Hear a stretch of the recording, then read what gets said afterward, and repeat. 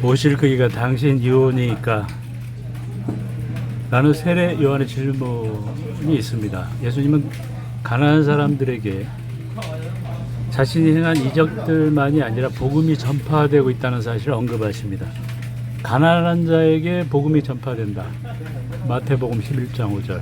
이 말씀은 근본적으로 약속의 성취와 메시아와 또 하나님 나라의 도래가 예수님의 이적에서뿐만 아니라 그분의 설교에서도 나타났음을 시사합니다. 동일한 사상이 누가복음 16장 16절에 사용된 다른 용어들에게서도 발견됩니다. 율법과 선지자는 요한의 때까지 그후부터는 하나님 나라의 복음이 전파되어 율법과 선지자들의 시대는 요한까지다 이 말이죠. 요한의 때까지다. 결국 하나님 나라의 복음이 전파되는 시대는 율법과 선지자의 시대와 대조되고 있다라는 것이죠. 복음이 전파됨으로 말미암아 율법과 선지자들에게는 대망만 되었던 것이 실현되었다는 것입니다. 결국에는 예수님의 성육신과 예수님의 하나님 나라의 복음의 전파로 말미암아서 그 하나님의 약속이 성취되었고 결국 하나님 나라가 임하였다라는 것입니다. 이 복음은 기쁘고 좋은 소식이고 예수님의 설교의 내용은 구원의 선포로 특징 지어집니다. 복음은 천국 설교 그 자체입니다. 이 모든 사실은 특히 이사야 후반부의 여러 예언들에서 발견되는 복음이라는 단어의 구약적 배경과 관련이 있습니다. 이사야에서는 좋은 소식을 전하는 자를 메바세르라고 언급하고 있고요. 메바세르는 여호와의 왕적 통치와 시온의 구원과 평화를 가져오는 새 시대의 여명을 전하였습니다. 이사야 52장 7절. 이사야 61장에서는 구원을 전하는 사자가 자신을 화자로 소개하면서 자신이 주의 신으로 기름 부음 받았으며 온유한 자들에게는 좋은 소식을 가져다 주기 위해 보냄을 받았다고 말합니다. 여호와가 왕이 되었다는 사실, 그것은 다툼과 분노를 시사하기도 하지만 기쁨의 메시지로 선언됩니다. 이사야 52장 10절, 61장 2절.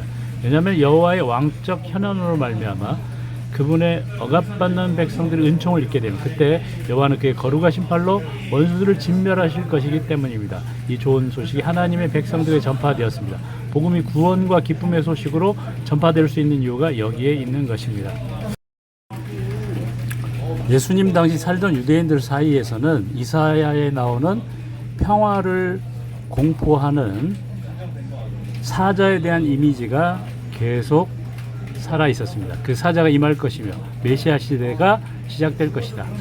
이 사자가 누구인지 늘 알려졌던 것은 아니었다. 바로 이 사자는 예수 그리스도이십니다. 하지만 예수님께서 오심으로 인해 천국이 시작될 것은 분명하였습니다. 메시아의 오심으로 천국이 시작되는 것입니다. 여기에 예수님께서 사용한 그 복음이라는 용어의 뿌리가 발견됩니다.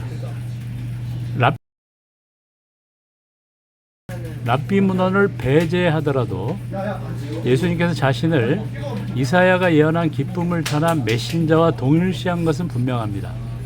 앞에서 인용한 가난한 사람들에게 복음이 전파된다는 말씀은 이사야 61장 1절에서 인용한 말씀일 뿐만 아니라 누가복음에 의하면 예수님께서는 이사야 61장의 기쁜 소식을 전하는 메신저에 대한 예언이 그분의 청중들에게 말씀을 전하고 있는 현재의 순간에 성취되었다고 명확히 주장하십니다. 이 메신저는 성령으로 기름 부음을 받았으며 가난한 사람들에게 복음을 전하기 위해 보냄을 받았습니다. 누가복음 4장 21절. 구약 성경의 배경에 비추어 천국 복음이라는 표현의 원래 의미를 해석해야 합니다. 그 복음이 예수님의 말씀을 듣는 사람들의 귀에 울리고 있을 때 복음이 선포되는 그 순간에 천국은 현재적 실제가 되었고 가난한 사람들에게 좋은 소식을 가져오는 사자가 출현하였으며 구원의 거대한 순간은 시작되었습니다. 그것은 바로 예수님의 복음이 선포될 때입니다. 예수님의 복음이 선포됨으로써 구원의 거대한 순간이 시작되었습니다. 우리는 산상수훈의 문제를 고찰해야 합니다. 마태복음 5장 3절 이하와 누가복음 6장 20절 이하에 나와 있는 팔복은 구약성경을 배경으로 해서 고찰해야 합니다. 이 두 본문은 예수님께서 가르치신 천국설교의 고전적인 예로 간주될 수 있습니다. 두 군데 모두 복음에서 핵심적 위치를 차지하고 있으며 예수님께서 하신 말씀 중에 특별히 준엄하고 강한 형태를 담고 있습니다. 하지만 이 팔복은 맨 먼저 심령이 가난한 사람들에게 주신 말씀입니다. 그래서 누가복음 4장과 7장 그리고 마태복음 11장에 있는 복음에 걸맞는 천국 설교가 무엇인지를 알려주는 가장 믿을만한 예가 되기도 합니다. 그러므로 여기에 전파된 복음은 단순히 어떤 약속에 불과한 것이 아닙니다. 또한 구원이 좀 더 가까이 임했다는 사실만을 제시하는 것도 아닙니다. 천국은 완전히 극치에 달한 것과 관련해서는 여전히 미래에 있을 자들 근본적으로는 현재적인 순간에 속하는 사실이 되었습니다. 결국 천국은 미래적인 사건이면서 현재적 순간에 속하는 사실이 되었습니다. 예수님께서 근본적으로라든지 완전한 절정이라는 용어를 사용하지 않은 것은 사실입니다. 그분 항상 바실레이아를 하나의 총체적인 단위로 말씀하십니다. 그러나 미래에 관한 선언들과 나란히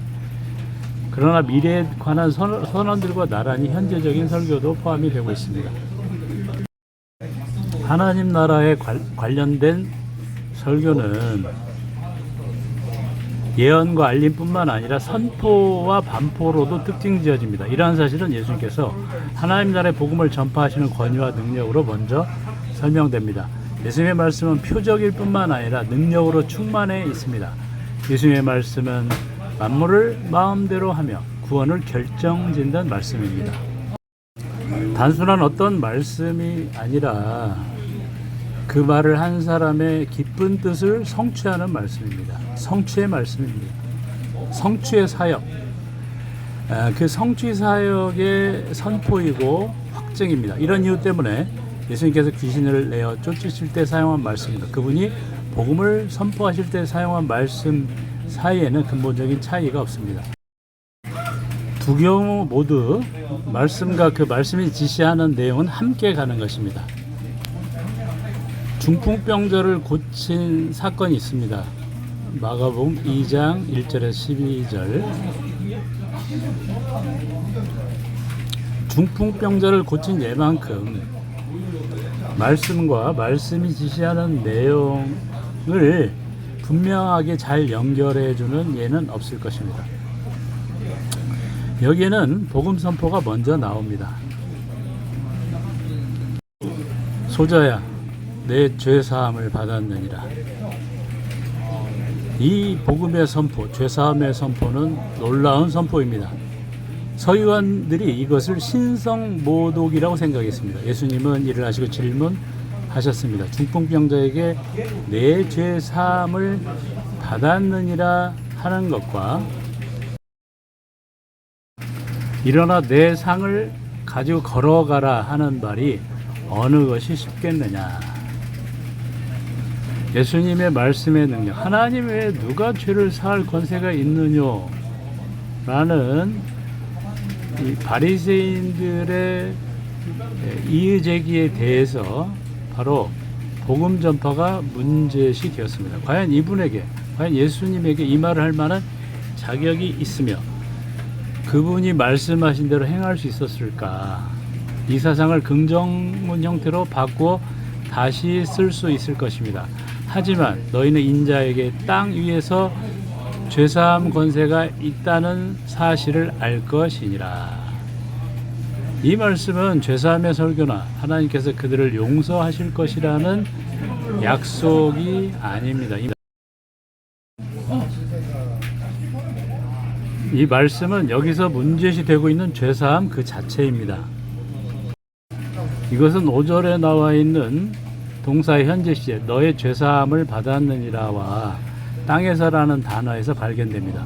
전혀 새롭고 전례 없는 사실은 죄사함의 대한 약속이 선언되고 있다는 데 있는 것이 아니라 그 죄사함이 땅에서 지금 성취되고 있다는 데 있습니다. 다니엘서 7장 14절의 말씀에 따르면 이것은 모든 왕적 권세를 가진 인자로서 예수님께서 지니신 권세이며 이것을 통해 천국의 현재성이 드러났습니다. 이러한 의미에서 예수님의 하나님 나라 설교는 동시에 그 나라의 계시입니다. 군중들이 하나님 나라의 진정한 비밀에 관해서는 외인들로 남아 있었지만 그들은 예수님께서 복음을 전하실 때 이 권위를 목도하였습니다.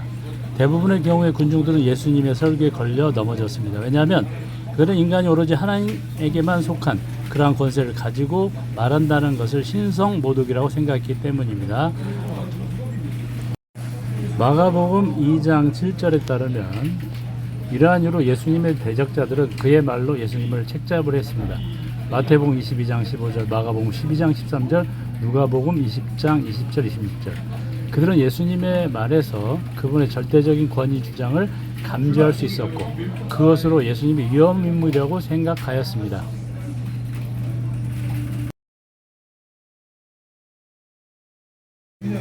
그러나 다른 사람들은 상당히 긍정적으로 반응하였습니다. 예를 들면 예수님께서 중풍병에 걸린 사람을 치유하는 이적을 행하시는 장면에서 군중들은 경외심에 가득 차서 이러한 권세를 사람에게 주신 하나님께 영광을 돌렸습니다. 마태복음 9장 8절. 군중들이 예수님께서 이런 일을 하신 진리를 잘 파악하지 못했을지라도 그들은 중풍병자를 걷게 하는 이적을 목격하면서 예수님에게 죄사하는 권세가 있음을 인식하였습니다. 그들은 예수님께서 인자의 권세로 그렇게 하신다고 주장하셨을 때에도 이 이적을 하나님께서 인간들에게 베푸신 권세라고 생각하였습니다. 군중들이 예수님께서 행하시는 이적들을 목격하고 그분이 가르치신 바를 경청한 후 그들의 심상에 나타났던 여러 반응들을 두려워하였다, 놀랐더라, 경악하였더라, 어리둥절하였다, 혼동하였다, 제정신이 아니었다 등과 같이 묘사할 수 있을 것입니다. 계속해서 이와 유사한 반응들이 기록되었습니다. 마태복음 12장 23절, 마가복음 1장 27절, 5장 20절, 10장 24절, 누가복음 4장 35절, 11장 14절 등등입니다. 그렇다고 해서 이 모든 기록들이 예수님께서 군중들에게 남긴 인상들을 역사적, 심리학적으로 묘사하려는데 그 의도가 있는 것이 아닙니다. 예수님의 말씀과 행위는 절대적이며 초자연적이고 신적인 특성을 지녔음을 계시하는 것입니다. 그래서 복음서 저자들은 이것을 보거나 들은 군중들이 그것을 감지하지 않을 수 없었다는 점을 알리기를 원하고 있습니다. 군중들이 기적을 보고 놀랐다, 두려워하였다, 혼동하였다, 어리둥절하였다. 이러한 놀람은 예수님의 이적을 목격하였기 때문에 야기된 것만은 아니었습니다. 군중들이 놀란 것은 그들이 예수님의 설교를 듣고 반응한 것이기도 하였습니다. 누가복음 4장 22절, 마태복음 22장 22절. 군중들은 단지 예수님의 지식이나 지혜 또는 말을 잘하시는 것에만 놀란 것이 아니었습니다. 근본적으로 예수님의 말씀에 게시된 능력과 권세의 놀라움의 반응을 보낸 것입니다. 이런 점에서 예수님의 설교와 그분이 행하신 이적들 사이에는 차이점이 없습니다. 이들 모두 예수님께서 하나님에게만 속한 주권과 동일한 주권을 가지고 계신다는 사실을 보여줍니다. 예수님께서는 그저 말씀하기만 하면 되었습니다. 마치 백부장이 자기 수하의 군인에게 하듯이 예수님은 명령하기만 하시면 되었습니다. 마태복음 8장 8절, 누가복음 7장 7절, 마태복음 8장 16절. 네, 한 백부장이 예수님에게 와서 내 수하의 군인이 지금 병에 걸려서 죽게 되었습니다 라고 할 때 예수님이 가서 안수하려고 할 때 오시지 마옵소서, 그저 말씀만 하옵소서. 군대 체계상 상관이 부하에게 명령하면, 장군이 부하에게 명령하면 바로 순종하듯이 예수님께서 명령하시기만 하시면 바로 이 질병들이 순종해서 떠나갈 것입니다. 이 병균들이 떠나갈 것입니다. 바이러스가 사라질 것입니다. 이러한 고백을 하였습니다. 이게 놀라운 믿음이라고 할 수가 있는 것이죠. 예수님께서 행하신 이적들로서 예수님이 가져오신 새로운 교훈, 하나님 나라의 교훈이 효력을 발휘하였습니다. 그리하여 하나님의 나라가 선포되는 것입니다. 또한 예수님께서 권세를 가지고 가르치신다는 사실이 분명해졌습니다. 이 교훈은 동시에 능력입니다. 하나님의 나라를 전파하는 것은 하나님 나라를 계시하는 것입니다. 군중들을 놀라게 했던 예수님의 설교와 교훈의 요소로서 권세가 반복적으로 언급되고 있습니다. 그 가르치시는 것이 권세 있는 자와 같고, 마가복음 1장 22절, 마태복음 7장 28절 29절, 또 누가복음 4장 32절에는 이는 그 말씀이 권세가 있음이러라 이렇게 선포되고 있습니다.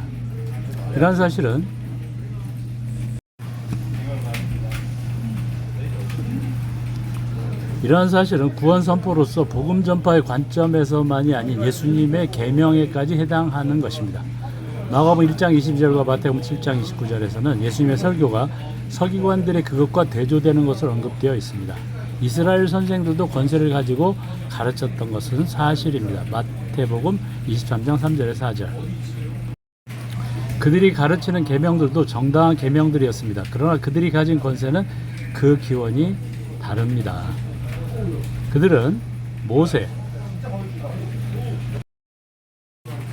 그들은 모세 자리에 앉아 있으며 마태복음 23장 3절 옛사람들의 가르침에 호소하였습니다. 마태복음 5장 21절. 그렇지만 예수님의 모든 교훈은 예수님 자신이 가지신 권세에 기인하는 것입니다.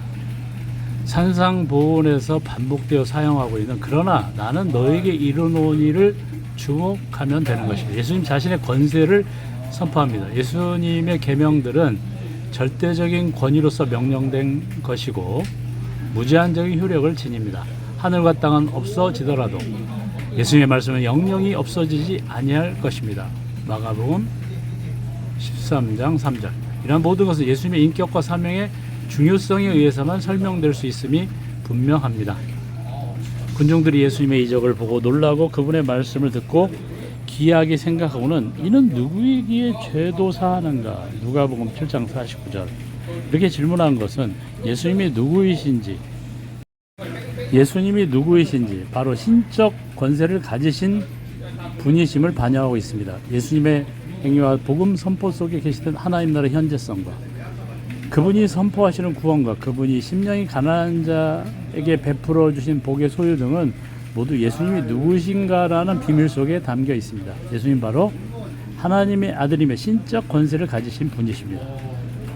하나님 나라의 복음을 모든 면에서 충분히 그리고 만족할 만큼 설명하는 유일한 방법은 이 복음을 기독론적으로 설명하는 것입니다. 결국에 모든 것이 예수님의 자기 계시에 집중됩니다. 에고 에이미, 나는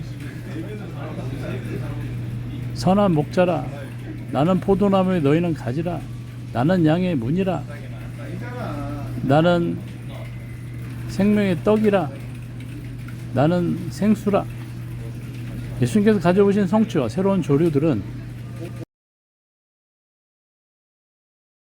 예수님 자신이 전파하고 사도들에 의하여 확장된 교훈인 예수님의 인격과 분리하여서는 어떤 식으로든지 생각할 수 없는 것입니다.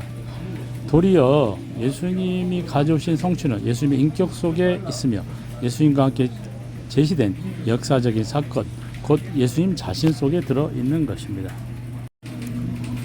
그는 이것은 교회의 신학이 아니라 수집된 전통들의 여러 증거들에 따라 키텔의 주석입니다.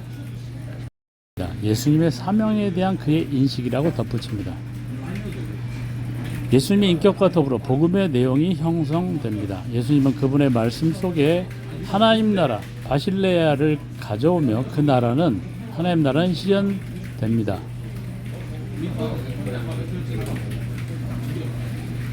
키텔의 주장입니다.